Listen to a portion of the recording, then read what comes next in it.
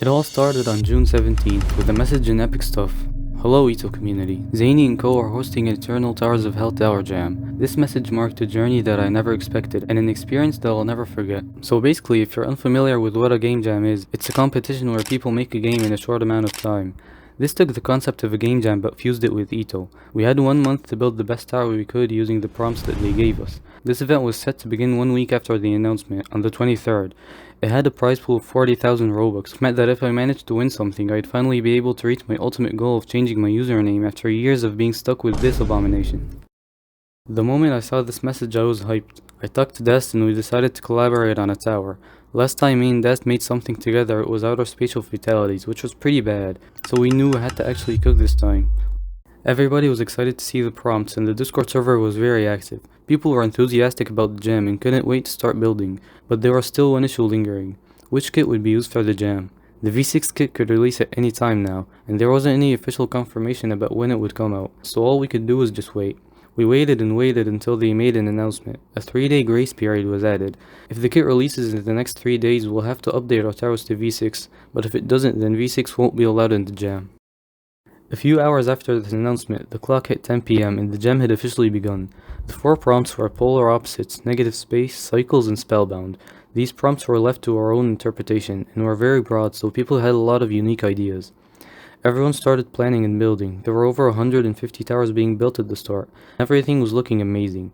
People like Ehrlich, Baconpix, and Miantas and other well-known builders were participating in the jam. Me and Dast decided to go with Spellbound and Cycles. Our idea was pretty simple. You start in a lush, vibrant forest, but things start going wrong. I'll drop more of the story later. Dast was gone on the first day of the jam, so I was alone that day, but that didn't stop me from cooking up the hardest forest of all time. I started simple by finding free models, which are against the rules by the way.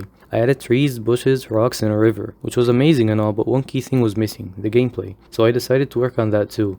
It was nothing much really, but when Dast came back came the good stuff, the dungeon. This is the first part of the story, so here's how it goes. While you're exploring, you come across a dungeon which has an ancient rune, and you, oblivious of the consequences, activate it, which causes it to curse you, and your goal is to break that curse. Our competition was very diverse. We were going against extremely talented builders like Das Lebanese, who made an entire toy factory in 2 days, and Dump Trucky, who made Tower of Unfunny Thoughts.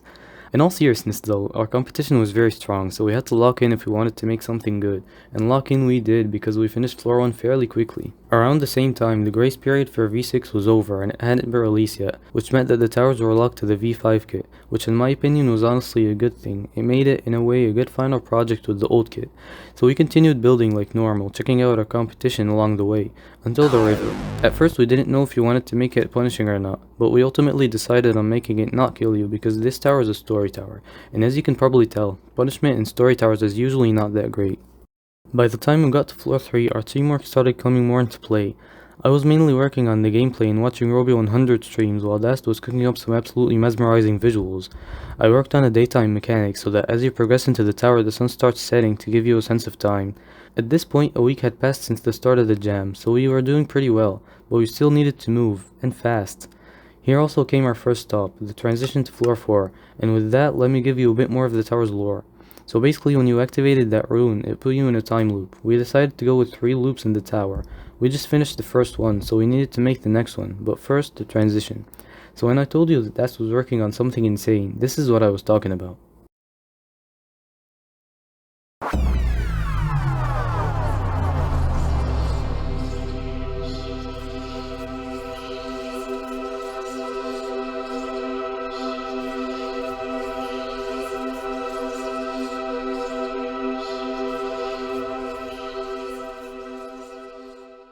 Exactly 1 day later came the message that changed everything. Hello everyone, Kit V6 has released, but we couldn't use it. This caused a lot of people to lose motivation. Many builders like Miantas, Baconpix, and Pyronate were dropping out of the jam every single day, which did mean less towers to compete with, but at what cost? With people leaving over time, the server would get quieter and the conversations would get emptier. I realized that this meant one thing: we could not give up. We had to push through even at times when we lost motivation. Yeah, the thought of V6 existing haunted everyone, like we could be checking out all the new mechanics in the kit at this point. But we can't just abandon our project so easily. It would be a shame to quit now after all the time and effort we've put into our towers. So we sucked it up and moved on. While everyone was making the craziest mechanics with the new kit, me and Dest were working on Loop 2. We wanted to make this an eerie version of Loop 1, so we made everything darker and less saturated, gave it a little fog, made the trees bald, gave the river a slightly greenish hue, which was a really cool effect by the way, and we added those little ghost signs. I think we did a pretty good job with the time constraints that we had. We didn't add any new mechanics though, which was a missed opportunity because ghost platforms sound like a cool idea. Dest gave me the title Culinary Boo. My name is Hixel, you dumbass. Get it? Because I was cooking? Anyway, let's check out what the others were cooking up as well. First there was Potatoes, who was working on a castle-themed steeple where the entire universe literally implodes. It has a cool negative space mechanic that kind of makes for some creative gameplay. What I really like about this guy's build is that his gameplay is straightforward and satisfying to do, and kinda reminds me of Zack's style. There was also Enchance, making a tower about an expedition for 2 artifacts. This tower's design is really good honestly, just look at that terrain and atmosphere, they absolutely nailed that. This one's gameplay has some room for improvement, but with the 1 month time limit I think it was pretty decent. It was nice seeing all these new builders come out of nowhere and drop some bangers like this. I bet they joined my Discord server, link in bio. So if you've been following along, you know that the gem duration is 4 weeks, and it's already been half of that, so there's 2 weeks left. We already finished 6 floors, which is more than half, so our pace was decent, but we're missing 3 floors, the finale and the playtesting. Moreover, Dest wasn't going to be available for the last 3 days of the jam, so we had to finish before then. We could not stop building. Luckily it was very fun working on this, so it was easy getting motivation to hop on studio. Now came the time for the transition to loop 3. This one was pretty simple. We thought since it's a time loop, why not just make it randomly drag you back in time in the middle of a jump to really sell that idea. On the first day of the jam, the idea was for the forest to get darker and scarier every loop, but we didn't end up doing that because it would be boring. Instead, we went with making the third loop a magical forest, with purple grass and trees, a glowing river which also goes against the laws of physics, shout out to that one addiction tower, and most importantly, rune illusions. Let's go baby, actual cool stuff this time. Basically, platforms would look like something, and change to be something completely different. We absolutely nailed these in my opinion, they're so unexpected that I genuinely still get tricked by the ones that I made sometimes. Loop 3 was definitely our best one by far in terms of gameplay, creativity, and design. We introduced another mechanic to keep the tower fun and engaging, glass parts. These are just instant fading parts ripped from TOHR. Once we got to the end of Loop 3, we wanted to demonstrate how powerful the rune is, so I made the final transition kind of suck you in the rune. And Dest gave the rune these waves that push you back. Again, Dest went crazy with these visuals, man. Anyway, for the final floor there was a boss fight with the rune. We also used the really cool concept of creating an illusion of danger. You know that floor in Tower of Nothing New with the angry 3-headed guy? It tells you that it's dangerous and everything, but it's just an illusion. The rocks don't do any damage to you and there's really no way to die there. We did the same thing here. This rising lava seems dangerous, but it barely does any damage to you.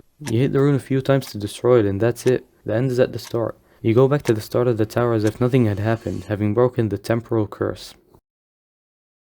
We had officially reached the deadline, and now it was time to wait for the results, and boy did we wait. It took 3 weeks for the results to come out, and during that time period, the entire server was eagerly waiting to see how their submission did. So let me explain how the prize pool will be distributed. There's a total of 40,000 Robux split into 3 categories. First, the grand prize of 15,000 Robux. This one is for the best submission overall. Next is 5,000 Robux for the best in each prompt, and finally 2,500 for the best in terms of gameplay, creativity, and design. They also had extra prizes for honorable mentions.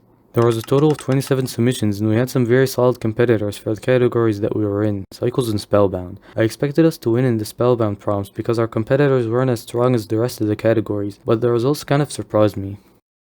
Results day came around and the winners were announced, and we actually didn't win Spellbound, but we won Cycles, so it was all good. We somehow scored higher than some of the phenomenal steeples here like Steeple of Universal Collapse by Core and Mr. Legendary. We also got the best gameplay award, so that goes to show that the attention to detail we put in site readability and balancing actually paid off. But now it was time for the top 3. In third place was Steeple of Arboreal Seasons by Armorhead, which was honestly a fun experience with a lot of creativity, especially considering it's only medium. In second place was Tower of the Temporal Curse. Yes, our tower. I was honestly at a loss for words when I saw this. I couldn't believe we managed to pull this off, but here we are. Now it was time for first place, and I think everybody expected this since the start of the jam. With its stunning design, amazing story, and goated AI characters. Keep in mind, all of this was done in 1 month. Give it up for Steeple of Playtime Terror. This was absolutely deserved. This guy mugged every single submission in the jam, and he definitely earned this win. I mean, just look at this masterclass in building. You can just tell how much effort that's put into this. Good job, man. At the start of this jam, I never expected anything. Definitely didn't expect to get to this point. It felt so surreal to have finished the tower that I was genuinely proud of in such little time. This event helped me and Dast realize the potential we didn't even know we had. I met a lot of really cool people during this too, which was honestly a really fun experience. I just want to say thank you to Zany and everyone else for preparing this event and allowing me to finally reach my ultimate goal of changing my username. There we go, much better. Thank you to everyone who supported us and gave us feedback, and thank you for watching. By the way, if you want to learn how to build a tower, check out this video.